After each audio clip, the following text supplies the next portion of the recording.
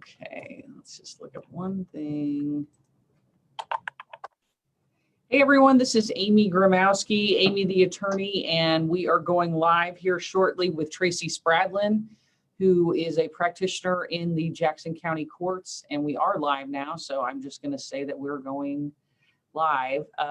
Okay, hi everyone, this is Aimee Gromowsky, Aimee the attorney. I am here with Tracy Spradlin. She is a practitioner in the general Kansas City area. She does both criminal defense and plaintiff's work. I asked her to come on to speak to what is happening with the Jackson County Courthouse as it opens. Welcome, Tracy. Welcome, Aimee, and it's a pleasure to be back. I was just thinking the other day that it's almost been probably about a year since I was on when you first started this. So congrats on having this show for so long. I appreciate that. We're having a good time. Sometimes we have a little difficulties on. I'm looking now to get our slides up to make sure that we're good to go. So, all right, we're going to start with okay, first of all, tell me what kind of court Jackson County Court is. And I know I didn't prep you for this question, but I think people need to know in terms of what kind of cases are heard there. Yeah, so we have several courthouses here in Jackson County. We have the municipal court, Kansas City, which handles mostly traffic, ordinance violations. And then we have the state court, Jackson County. And after that, we've got a court of appeals and a federal court. So Jackson County they have an associate circuit court and a circuit court within there.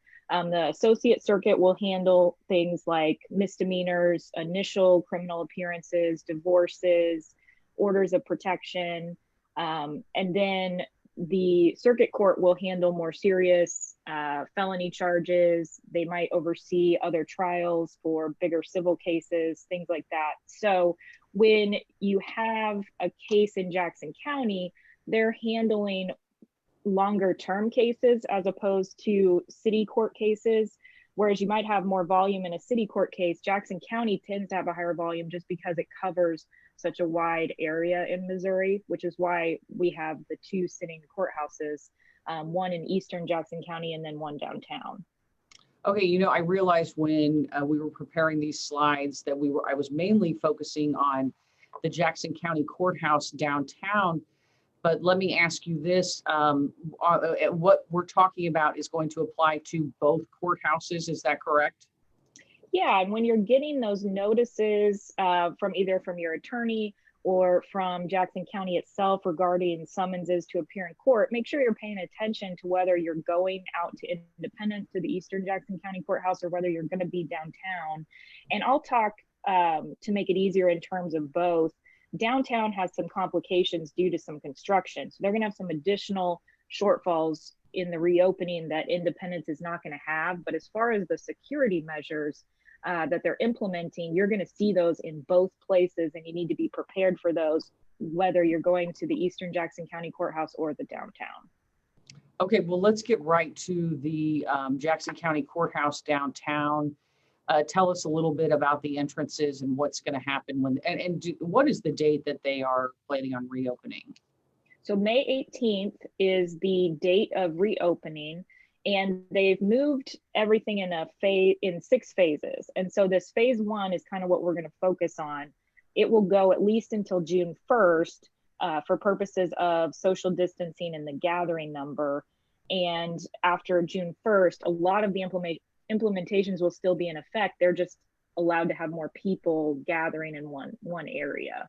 So really, starting May 18th, what you need to know is if you are going to court, you will only be able to use the west entrance, which you guys have done a great job showing kind of how that setup is. And so they're going to funnel everyone in, whereas we used to be able to use 2 entrances.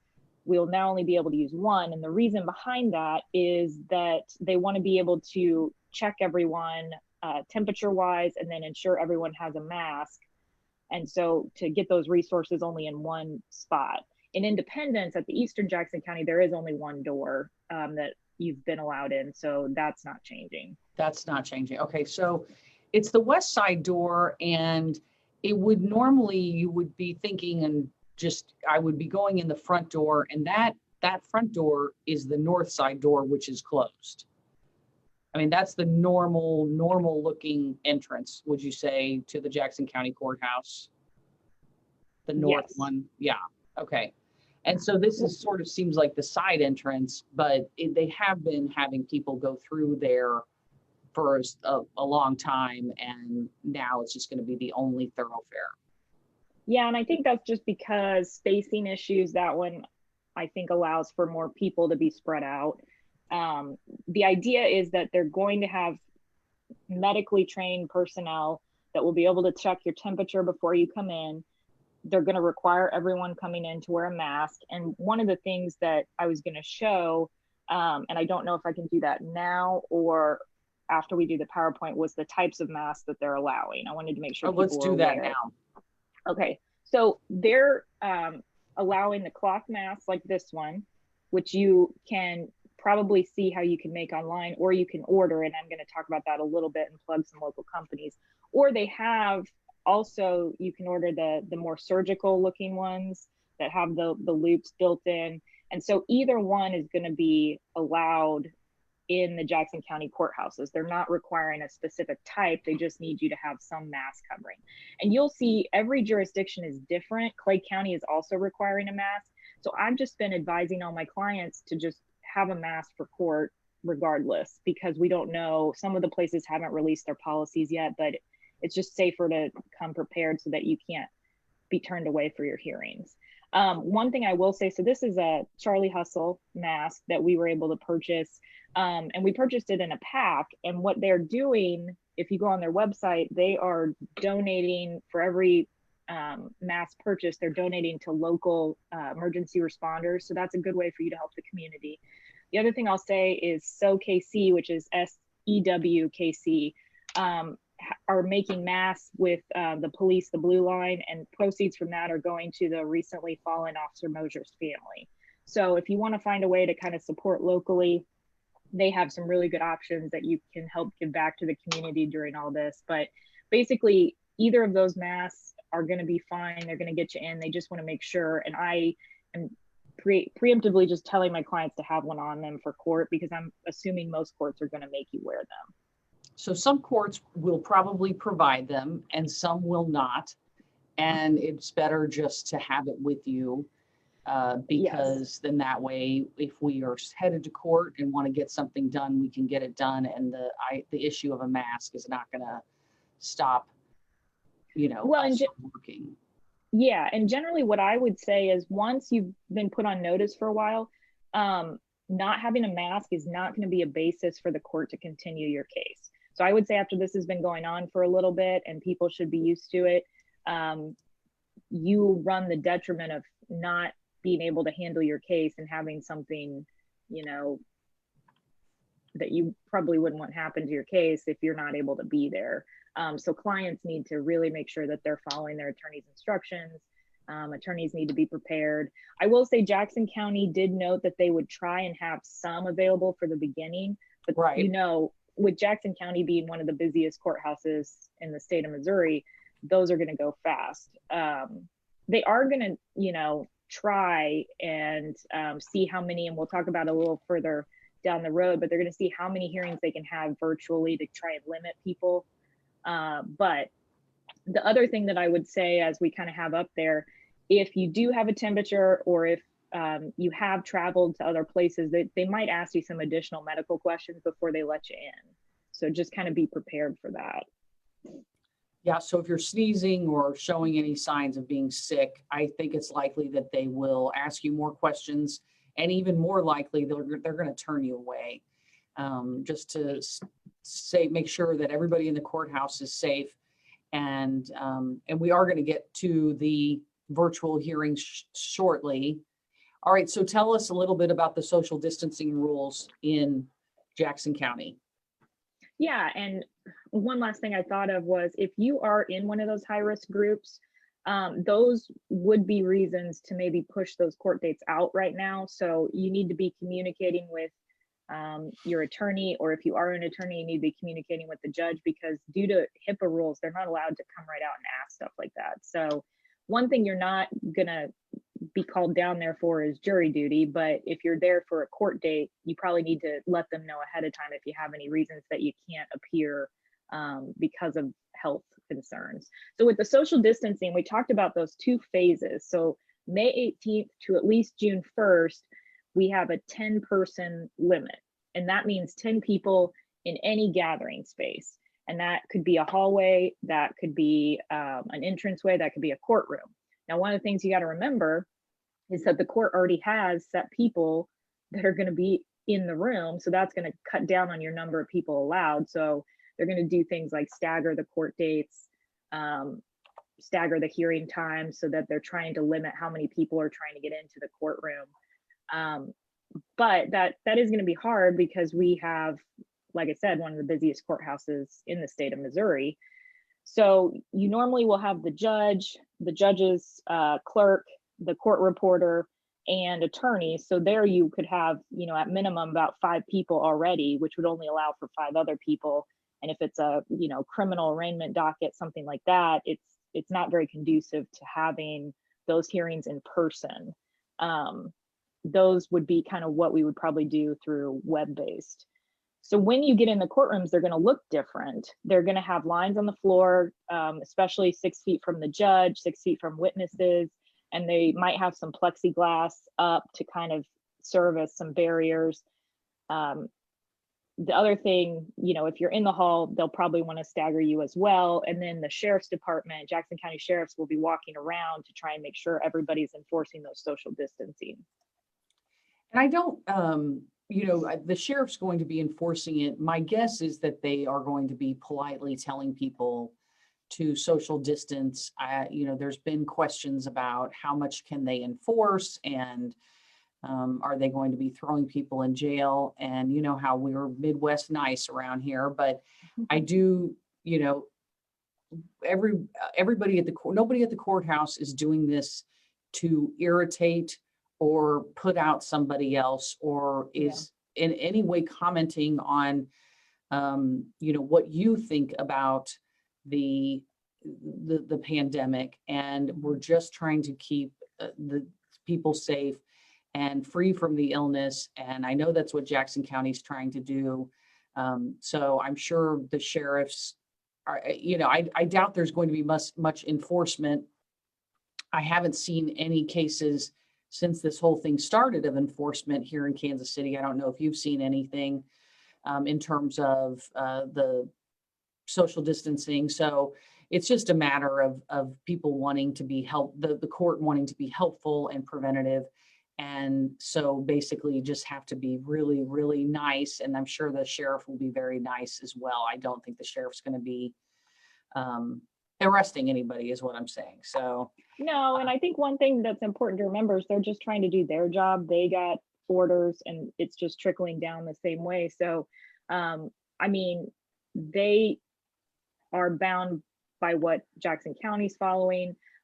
Judge Byrne, who's the presiding judge, has set these limitations, and it's their job. They're getting paid to enforce those rules. And so whether or not they even personally believe in them, they're going to be enforcing them. And I think they're going to do it in a way that is nice and that is respectful. And I think the best thing we can do is try and be nice and respectful back and just go about our business and get in and out. For sure. Yeah. So I do think there is a low probability that you will have to go to court between May 18th and June 1st. I think it's going to be only the most pressing hearings because, like I said, what we're going to talk about a little bit is that they're going to try and do as many as possible through virtual hearings. But we do understand, I think the court understands that not everyone has access to the ability to do that, especially from a client perspective.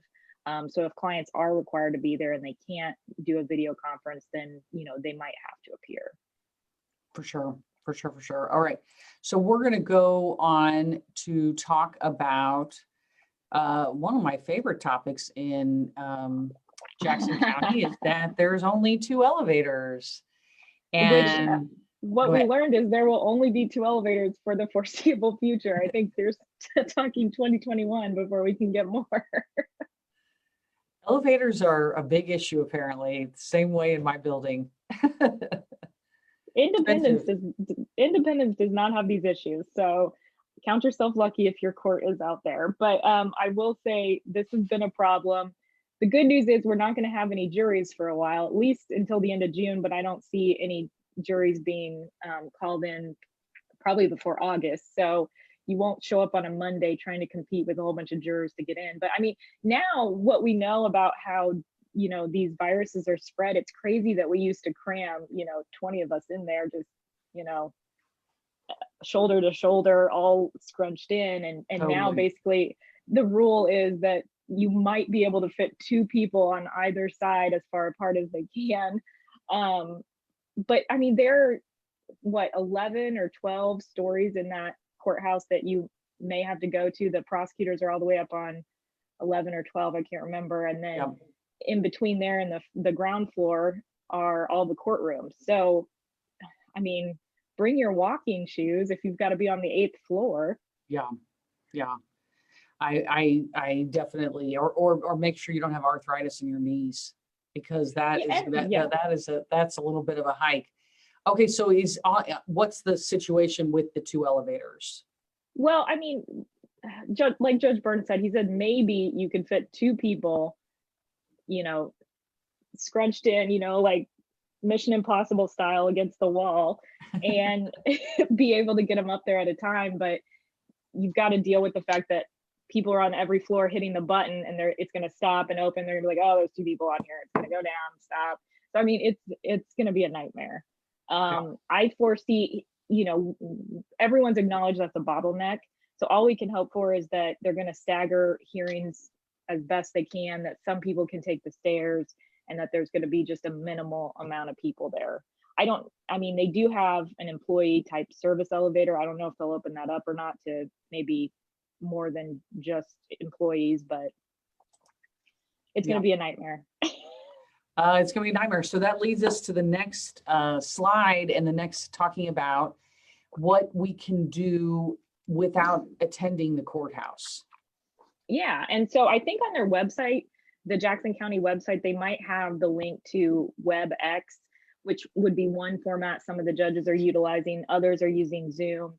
And so when you get those notices of hearing, they might specifically lay out how they want you to do that, or they might tell you to call or email the clerk to figure out how they're going to hold those hearings, because they just might need to hear from all the parties how they could best do it. Like I said, if some people can't or don't have the ability to do a video hearing, it might be something that's a phone hearing or needs to be in person. And so that would be something that I think the presiding judge, Judge Byrne, has left up to the discretion of the individual judges. Or it might be simple, if we can't have it and it's not an emergency, maybe it gets pushed out, you know, another month until we can have more people there. But yeah, it's important to note that either your attorney or the court is going to let you know probably a week ahead of time, or when that notice of hearing goes out, how they want you to appear for that court hearing. Yeah, and like many of our clients, probably there could be challenges with technology. The attorney's going to help you out as much as possible to make sure that you know, your voice is heard in the court hearing, or that you have the chance to attend the court hearing. It's more for the pro se litigant that I'm a little worried about getting access to the tools that you need to log on, but hopefully the court will be working on that as well. It is a court of record, so that what happens in those courtrooms are generally almost always open to the public. So I think they will be putting some things on YouTube, is my understanding. And then we'll, you know, go from there, but it is a court of record. Okay, so tell me, we're going to go back to the slides. What about the hearing times? So they are going to try, used to be what they would do is they'd give you that general cattle call, you know, where it was like, your case is on a docket for 9 a.m. or 9:30, and you'd go there and you'd wait, and they'd call them, you know, in a certain order, but you'd be sitting in a gallery. And so I think what we're going to see more is that they're going to stagger them. So you might be a 9:15 or a 10:45, and you would show up within an appropriate amount of time, and keeping in mind that the new security measures are going to delay things. So you always want to err on the side of caution and being there early, because it's better to wait than be late and keep the judges waiting, because we know how much they don't like that. But I will say they are going to try, and especially even not only staggering their own times, but staggering them with whoever they share a hallway with. So if two judges are having court appearances, they would try and stagger those so those people aren't all waiting in the hall. Gotcha. I think about, these are some of the things that happen in the Jackson County Courthouse. 5-year denial, 10-year denial hearings, name change hearings, expungement hearings. Those seem like all logical things to switch to online and hopefully be able to have those, because those are pretty transactional. You'll have a hearing in front of the judge, but not a lot of evidence. And so maybe those are things that could be done digitally, as opposed to a more contentious hearing, say a probation hearing and or anything criminal. I mean, in some ways. Well, and a lot of stuff, the way that the statutes are written is may have a hearing, so hopefully if no one's objecting to those things, the expungement, the license reinstatement, hopefully those can be either done by affidavit or on the pleadings. Jackson County has allowed in a lot of instances, simple divorces to be done by affidavit. So hopefully we'll continue that trend to where you might not even have to show up to court. Yes, that would be the best. Okay, let's talk a little bit about what is the situation with jury trials. If somebody did get a jury summons, what they should be doing. I know that Jackson County has stated they won't be doing any jury trials through the end of June. I myself have a trial set in August, and the way that the presiding judge laid it out, he said, still prepare for your jury trials. He's like, everything's changing day to day, but he definitely did not see any jury trials at least until July. But I have heard, that the fall would be really what we'd be looking at. In that time, I would assume that most of the trials that would continue first would be criminal trials, just because of speedy trial rights and the fact that we might have people in jail that need to be tried and have their day in court a little bit sooner. So I would assume a lot of the civil trials might be pushed out first.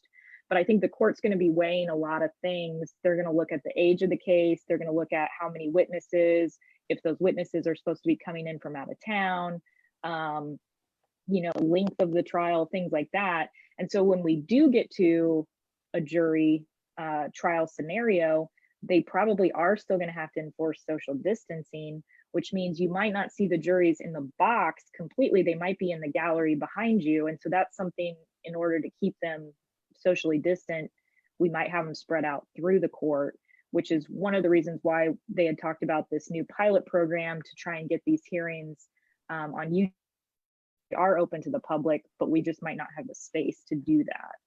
Right. And Tracy and I are part of several groups of criminal defense attorneys that have been talking about this. And obviously there would be some issues about having trials in terms of jurors being able to see the person testifying and, and the court reporter being able to understand what they're saying if they have a mask. And so one of the things that they might do is put a plexiglass around the witness so that, you can see them, but, they can take their mask off safely, and the court reporter can get down what they're saying. Because as you said, these are courts of record, that the jury can weigh their credibility by their facial, responses to questions, and that you can really kind of see what they're saying. I think one of the issues that we've struggled with as defense attorneys when you're trying to set something for trial is your client deserves a jury of their peers. And if you have anyone with asthma is high risk, anyone, above a 60 is at risk, anybody with immune disorders would be at risk, you are taking a huge portion of the population out of the running to be a juror. Not to mention, there might be some hard feelings about someone who's been out of work, just getting back to work, and now being called in for jury duty and having to miss their job now. You might have some hostile, jurors. And so being able to get a jury that would be willing to sit through what might be a week of trial in some cases would be difficult at this point. And I think probably, up through most of the rest of the year. Yeah, I mean, I think a jury by your peers is incredibly challenging pre-pandemic. It's gotten dystopic in its in what could be happening now. Of course, if you're going to trial, you most likely have a lawyer. The lawyer is going to be advising you on all of this, and she can tell you her opinion about how to move forward and what you should be doing moving forward. Of course, it's a delicate balance. So many of our clients need the chance to be heard in court and be judged by a jury of their peers due to their innocence, and yet we have a justice system that does push pleas on them because otherwise they might be in jail. So, all right, the last thing we're going to talk about a couple things, but we're going to talk about the YouTube video, the YouTube pilot program. Let me get the screen here up again, and tell me a little bit about that. Well, and I apologize, I have no dates for you on that. It was something that was kind of mentioned in passing by our presiding judge during a town hall. And so it's one of those things where I think they're working on trying to get some of those more visible on YouTube. I don't anticipate it being until at least June, although he didn't give a date, so don't hold me to that. But since most hearings are going to be broadcast through WebEx or Zoom, I don't know that they'll have many hearings on YouTube until they start opening the courtrooms more, which I think would be closer to June or July. Okay, we got a question. What is the difference between Jackson County Downtown and Jackson County Independence in terms of these rules, or is there anything different? The biggest difference will be those elevators, I think. But no, as far as the security to get in, you will still have to go through the same temperature question, mask requirement. You will still have to be socially distant, 10 people until June 1st, 25 people after that. And they are still going to stagger hearings the same. The main difference is just that downtown has added construction and then the elevator issue, and it just is laid out to where it's harder to get to the courtrooms than Independence that's spread out in only about 3 floors. So Independence will be much easier to navigate, but unfortunately we have probably just as many, if not more, court hearings that are going to be downtown. Right, right. Okay, but here's another question. Process will be the same. Process will be the same. Yeah. Okay. I have another question. What if they don't have a mask? And I know you're not the court, the presiding judge of the court, but what's your intuition on if somebody doesn't have a mask? My intuition is make one at home. So they have the hair tie, bandana tutorials online. Do whatever you can, because like I said, once it's been in effect long enough, I don't think it's going to be a reason that you can delay your hearings. The court is going to try in Jackson County. I don't believe anywhere else has offered to do this, but in Jackson County, they're going to try and have some, but those are going to go out fast. And they do want to make sure that if we do have masks, that first responders are getting those, people in the hospitals that desperately need that PPE. So I don't want us to take too much of the market share of that when it's something that they're allowing us to use the cloth mask. So I would say if you have any way to make one and cover, if you can't afford to buy one, or let your attorney know ahead of time if you have one, because maybe they can make it to where you don't have to appear, something like that.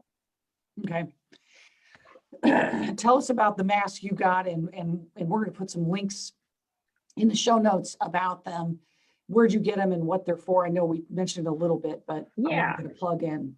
Yeah, so always, trying to support local, especially during this time, local restaurants and then our local companies. So Charlie Hustle is now making these. They're very soft. They're made out of the same material their shirts are.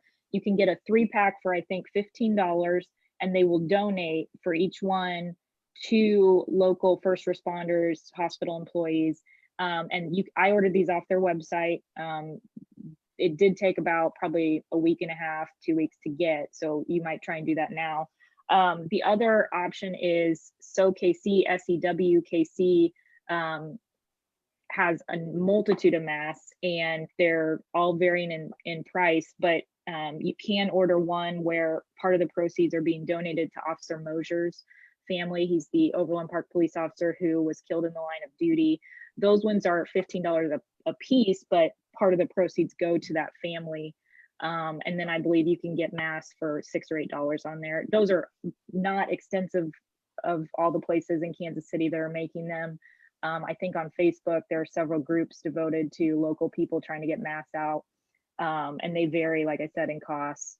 But there are those tutorials where you can make them yourself. And I think the courthouses are going to be very liberal with, you know, what constitutes the mask. And as long as you're covering your face and as long as it's something, you know, that looks legitimate, they're going to allow that. Yep, I think that's right. Okay, we're about to wrap up. We got one more question in the comments, and it's asking about restraining orders. Do you know if the restraining orders that were in place before the courthouse closed are automatically extended? Do you have any idea about that area of law? And I will follow up on this if you don't know and find out. So they were extended. So if you had a temporary order pending the hearing, they were automatically extended and new court dates should have been mailed out. But, you know, that's something you can call the adult abuse office, either in Independence or Jackson County, and double check if you haven't gotten a new court date. But most of them, the ones that I was representing clients on, were continued out at least until June, July on some of them. So those hearings will be reset. Okay. So check with the office where you filed for the order of protection in the first place. I just got one more question, and then we're gonna wrap up. I love it. I know. I got a traffic ticket, and my hearing date was during the closure. What should I do? Oh, that's a good one. So normally the court will automatically push them out. So it might be as simple as just calling the court or looking online. I know Kansas City was automatically continuing them out, but they weren't sending notices, but they are online. If you got one in Jackson County, you can normally find it on their website, or you can call the courthouse and try and get a hold of somebody. But also, if you want to hire an attorney like Aimee or Tracy, they can find out when your court date is too. That's true. That's true. That is very true. That's a good plug. And a good way to end. Tracy, I'm so grateful for you spending your morning with us, getting up early, and I appreciate it. I know other people do too. Tracy's an excellent lawyer. She does all sorts of work. She does heavy duty criminal type work, you know, so if you are in big time trouble, you need to call Tracy. And thank you so much, and have a wonderful day, Tracy. Thanks, Aimee. It's fun being on here again. All right, we'll talk to you soon. Bye. Bye-bye.